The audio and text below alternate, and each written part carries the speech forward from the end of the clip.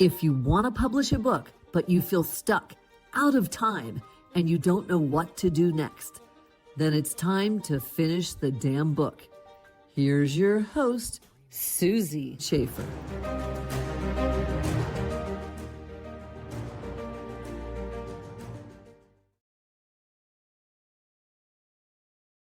Welcome to this episode of Finish the Damn Book. I'm your host, Susie Schaefer. My guest today is Cristian Lopez, known as the Traction Coach, and is a U.S. veteran, best-selling author, and transformation strategist. After losing 150 pounds in just 5 months naturally, he built the Traction Protocol, a system that helps people rebuild their body, beliefs, and structure for lasting change. His second book, How to Lose Weight, was just released, marking the start of a new chapter as he launches in Dallas, building his brand, his retreats, and his next wave of success from the ground up. Cristian's mission is simple: help people not only lose weight, but leverage their own transformation to coach, lead, and create income, doing what changed their own life. Welcome, Cristian. Glad to be here. And your first book, Rewired for Success, was very popular. What made you decide to start sharing your life publicly? Honestly, it was really just, I was done, hiding the secrets, and really sharing it made me accountable, right? Once I shared, Rewired for Success, there's no going back to that 400-pound man. Right. There was no going back to that man who would, use excuses and use my own insecurities for those excuses to validate them. It was really just, pushing through and, embracing it all, right? Yeah. And it's amazing that you put your before and after pictures on the cover of How to Lose Weight, because that's a selling tactic for sure.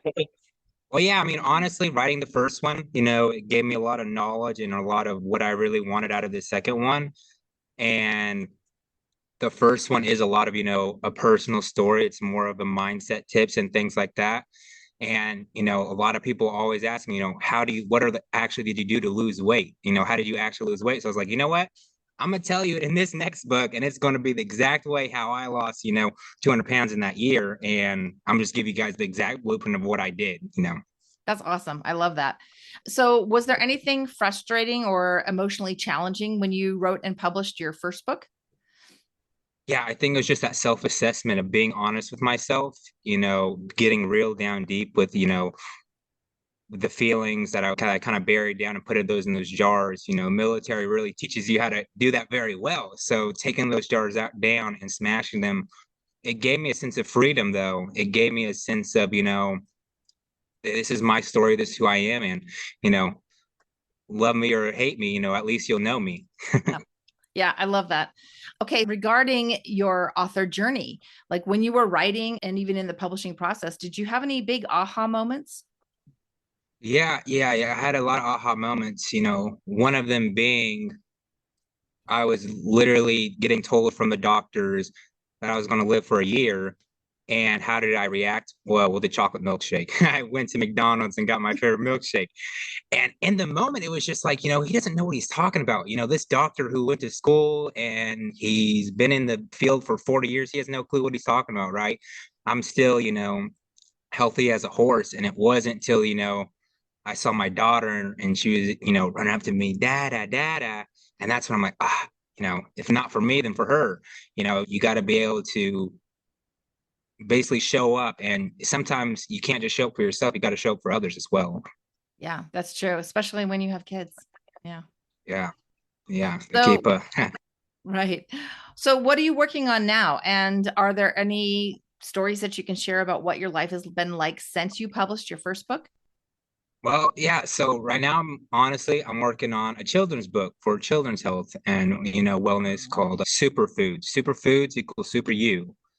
So it's really just about spreading the mission, spreading the word. And, that's where a lot of parents are lost at. They might have a kid and they don't know how to, have that balance with them.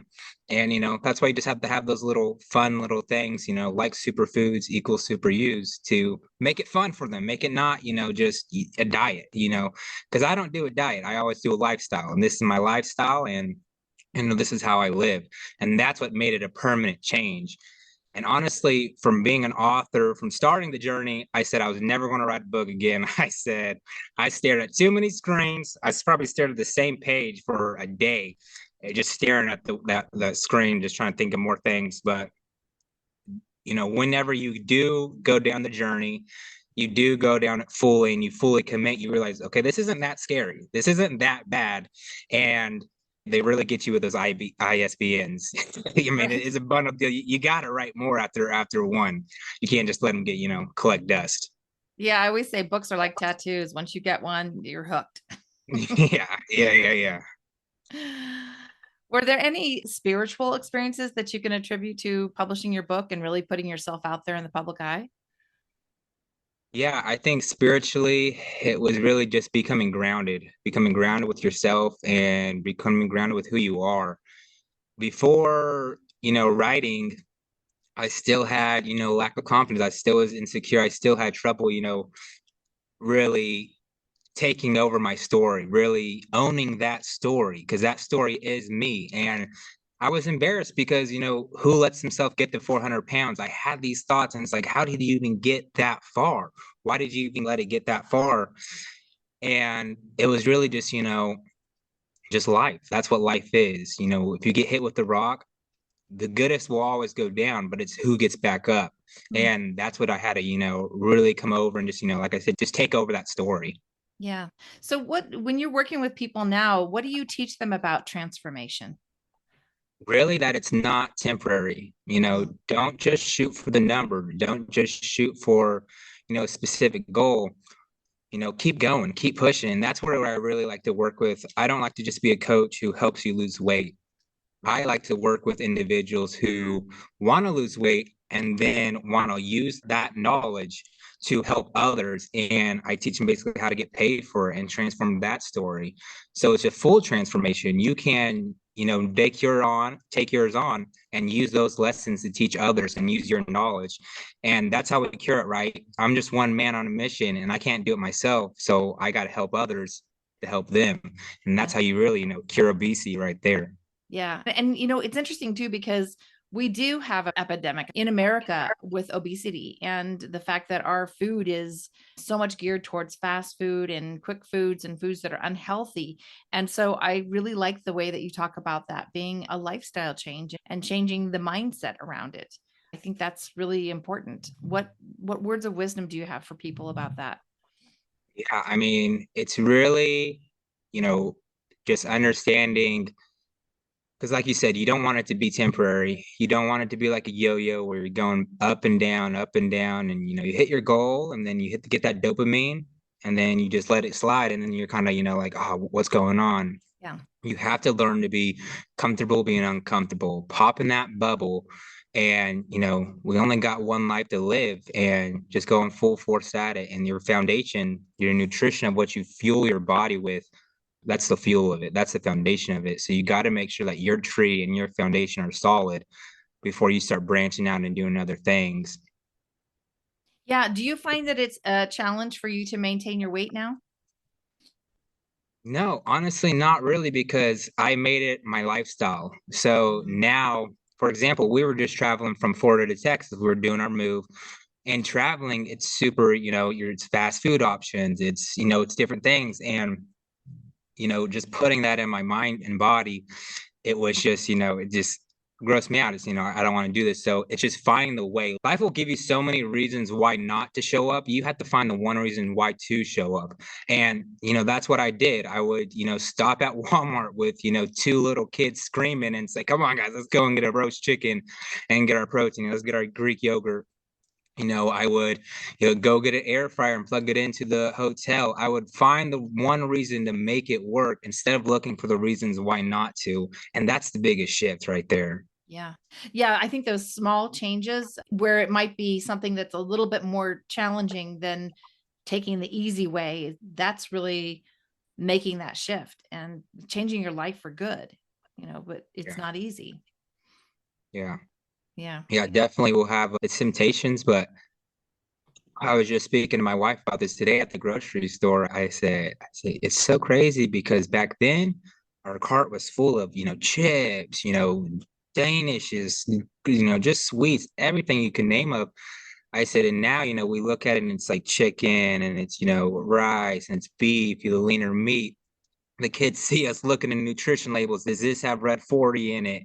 Right. My little daughter knows about dyes in food and she's 4. And it's just because that's our lifestyle now, and it trickles down. It doesn't just follow you, it's going to follow your children, it's going to follow their habits, and it's so on and so forth. And it's just, you got to, be able to nip that and, just make that change. And you got to be the foundation for that.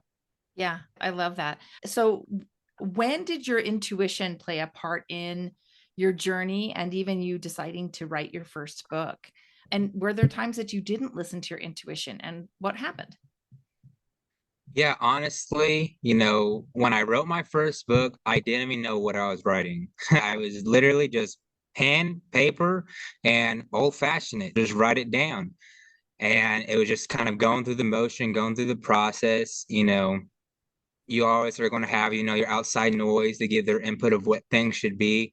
And it really was just me kind of learning the process. And that's what I kind of got from it, is I really learned the process with the first book. I got to really own my story and be comfortable with sharing that story. And, there's a lot of things that are very personal in that book. And, a lot of people didn't want me to put, but it's just, that is my story. And if I'm going to share it, I got to, wear my heart on my sleeve at the full all time. If I do it, I can't, hide certain parts. You can't nitpick out of it because that's not authentic. That's not real. And when you share those stories, the reader's going to read that. Yeah. And I think authenticity is a big part of it for sure.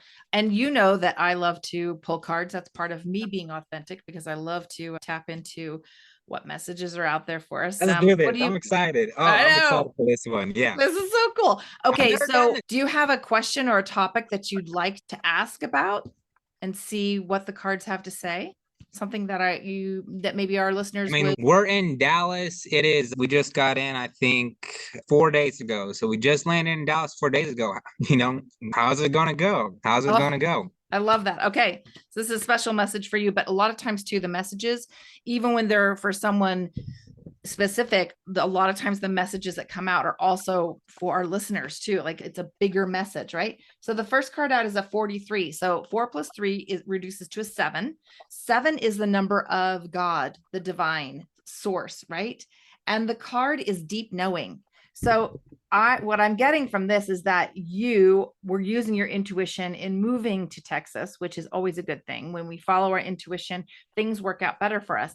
And you'll notice that there's an owl on here. The owl is your higher self. It is your intuition. It's you using that. So I love that card came out, because that's saying, hey, you made the right move. Now, the next card out is a 44. So 44 is a master number.